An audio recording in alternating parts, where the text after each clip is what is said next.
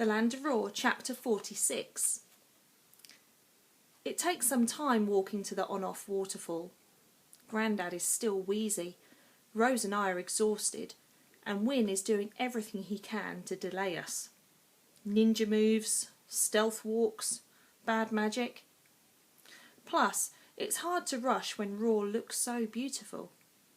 Soft sun shines through the trees, and butterflies and fairies fly around us. Every now and then we catch a glimpse of the sun setting into the bottomless ocean. Incredible, Grandad keeps saying. Just incredible.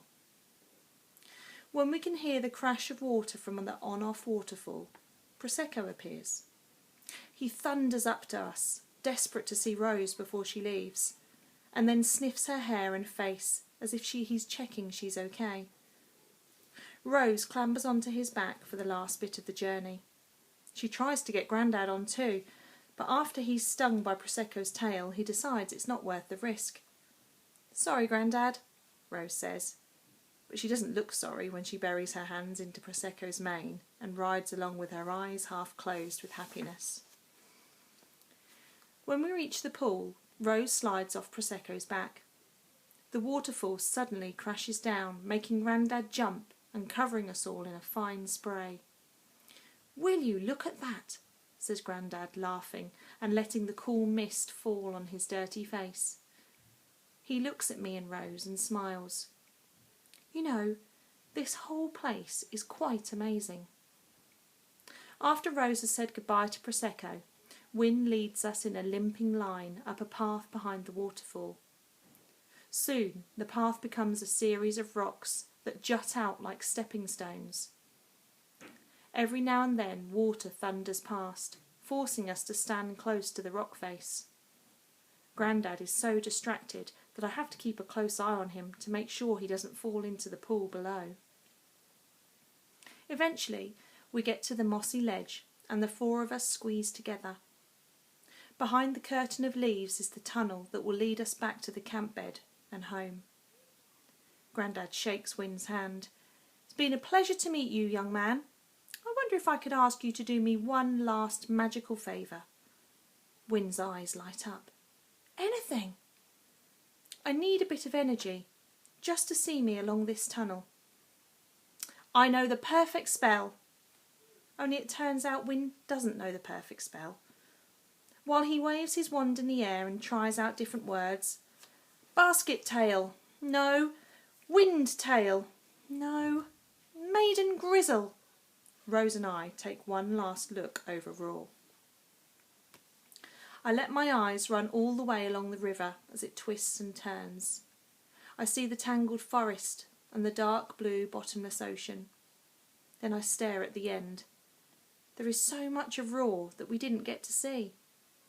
Purple smoke floats around us as Wyn cries, "Imp grass! No, imp glass!" And fizzing stars start to pop.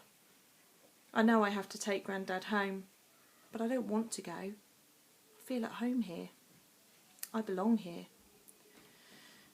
"You know you're going to be fine at secondary school," Rose says. "Stop reading my mind." "Never," she says.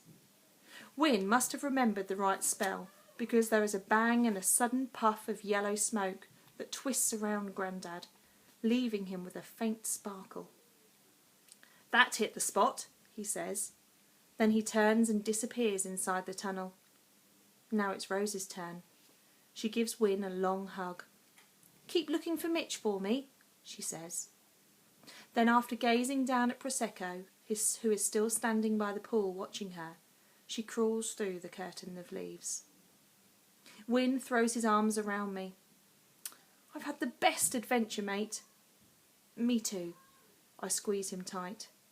"It's been imaginary." When he lets go, I tuck the welly and hat under my arm and quickly duck under the leaves into the tunnel. I don't look back. I can't. "Hang on," says Wyn. "I'll light your way with a little bit of wind magic." Before I can stop him, he sticks his wand into the tunnel and yells, "Sapphire ferret!" I crawl after Grandad and Rose, surrounded by thousands of blue stars.